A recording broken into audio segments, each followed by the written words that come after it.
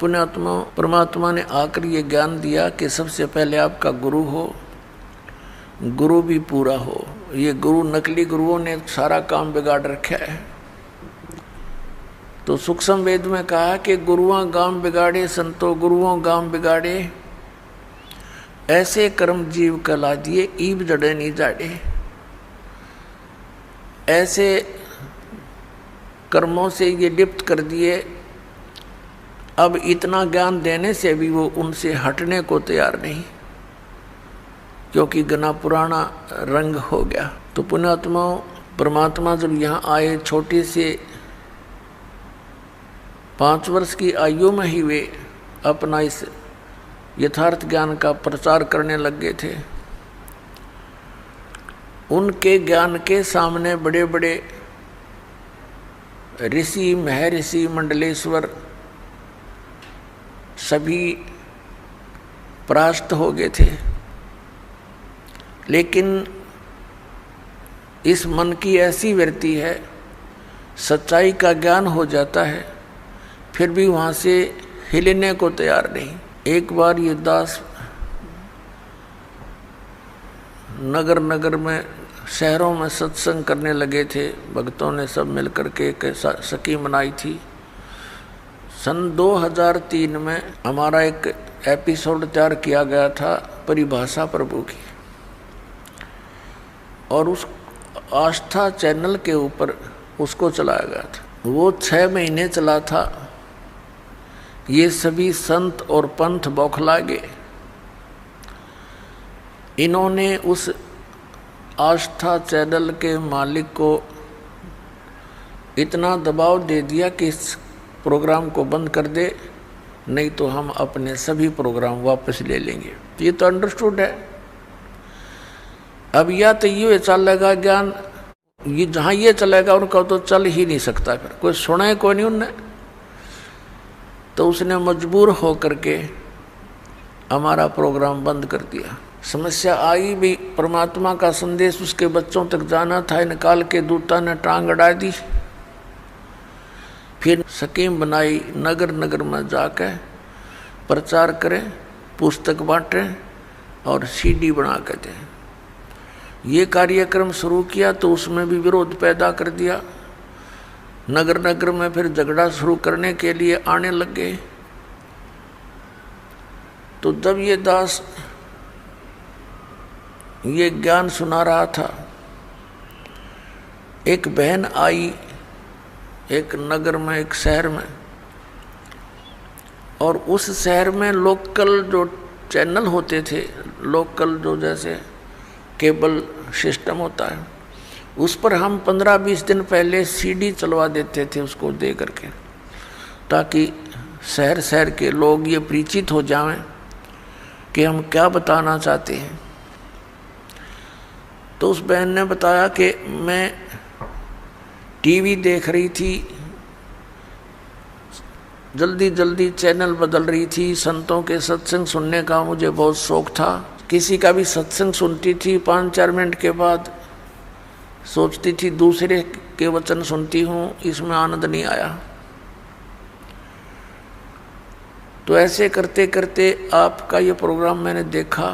एक बार शुरू हुआ तो 1 घंटे की CD थी। वो कहने लगी 1 घंटे तक मैं कभी देखूं, कभी मुझे गुस्सा आवे कि ये ब्रह्मा विष्णु महेश के बारे में क्या बोल रहा है, और जब प्रमाण दिखाए जा, क्योंकि मैं उनको पढ़ा करती थी, मुझे याद भी था और मेरे पास वो रखे भी थे।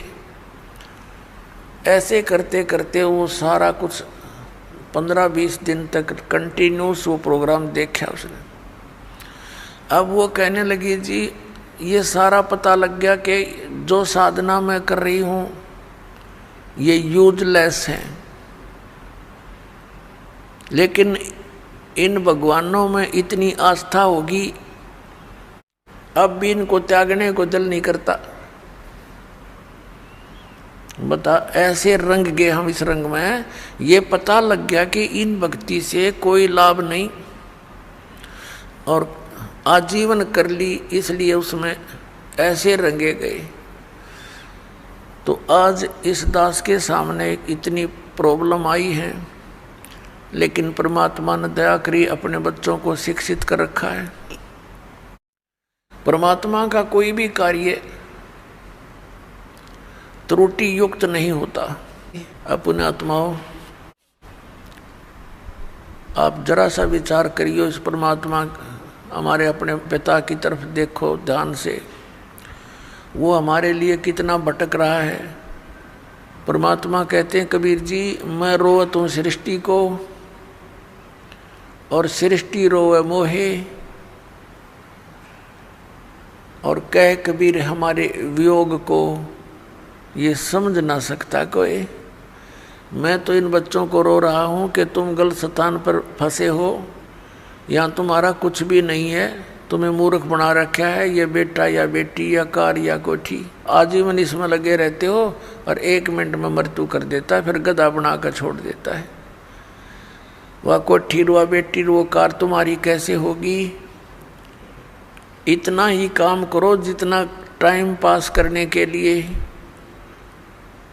और तुम क्या कर रहे हो? साधना गलत करा रहा है तुम्हारे से, फिर पशु पक्षी बनाता है। और हम काल ने ऐसे मिसगाइड कर दिए, हमारे तक पहुंचना भी परमात्मा को कठिन हो रहा है।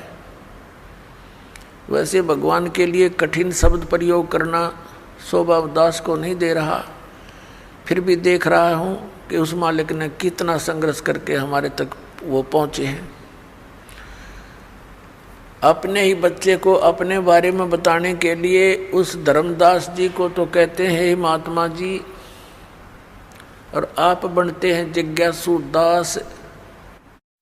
अपने आत्माओं, ये जो नाम आपको दिए गए हैं, जैसे इन काल के दूतों से विशेषकर राधा स्वामी पंथ, जय गुरुदेव पंथ, धन धन सतगुरु सच्चा सौदा पंथ, सिरसा वाले, इन्होंने क्या ज्ञान दे रखा कि हमने केवल परमात्मा सतलोक सतपुरुष, हमने सतपुरुष की भक्ति करनी है। और ये 5 नाम ये काल के जाप कर रहे थे, ओंकार, निरंकार, ज्योति निरंजन और सोहम और सतनाम। अब जब तक ये सोहम नाम अधिकारी से नहीं मिलेगा तो ये उल्टा रिएक्शन करता है, ये काम करेगा ही नहीं बिल्कुल। और बाकी ये सारे सतनाम कोई जाप नहीं होता, सतनाम सच्चे नाम की तरफ संकेत है जो 2 अक्षर का है। अपनात्मा, ये विशेषकर धन धन सतगुरु सच्चा सौदा सिरसा वालों ने इस बात के डर से कि आम व्यक्ति ये कहने लगा कि नाम तो ये तुम जाप कर रहे हो ज्योति निरंजन काल के, सतलोक कैसे जाएंगे? तो उन्होंने नाम बदल दिए, घर की बहीर काका लखनिया नाम बदल लिए और अकाल मूर्त शब्द स्वरूपी राम सतपुरुष कर दिया। अब ये कहीं प्रमाण है इन मंत्रों का किसी महापुरुष ने जाप किया और वो पार हुए हों? फिर ये क्या एक अज्ञान थ्योरी बनाते हैं कि संत कोई भी नाम दे दे उसी से पार हो जाएगा, घर का राज बना रखा है। अरे आम का पौधा बोना है, आम का बीज गुठली लेनी पड़ेगी, वो ही बोनी पड़ेगी। अगर बबूल के बीज बो करके ये मानने कि हम कोई बीज बोलो आम का पौधा बन जाएगा, तो इतनी भूल है हमारे इस अध्यात्म मार्ग की। अब ये दास जहाँ पर आपको लाना चाहता था कि जैसे गीता अध्याय नंबर 8 के श्लोक नंबर, गीता अध्याय नंबर 17 के श्लोक नंबर 23 में कहा है ओम तत्सत इति निर्देश है ब्रह्मणे, ब्रह्मणे माने सच्चिदानंद घन ब्रह्म यानी परम अक्षर ब्रह्म।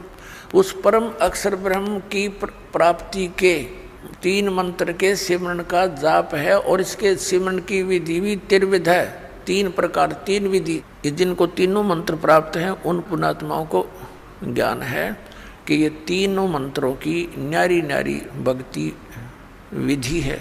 अब जैसे आपको प्रथम मंत्र दिया जाता है उसमें 7 मंत्र हैं,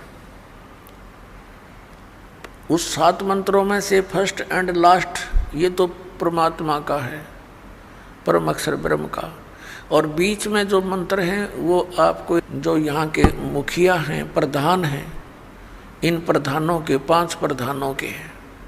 गुरु ग्रंथ साहिब में भी ये 5 प्रधानों की जानकारी है कि ये 5 प्रधान हैं, इनके 5 शब्द हैं, मंत्र हैं, लेकिन वो गुप्त रखे हुए हैं।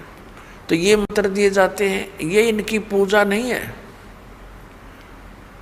पूजा तो हमने उस परमात्मा की करनी है जो हमें सर्व सुख देगा, जा जाने के बाद फिर कभी संसार में नहीं आएंगे। हमने वो स्थान प्राप्त करना है, वो मालिक प्राप्त करना।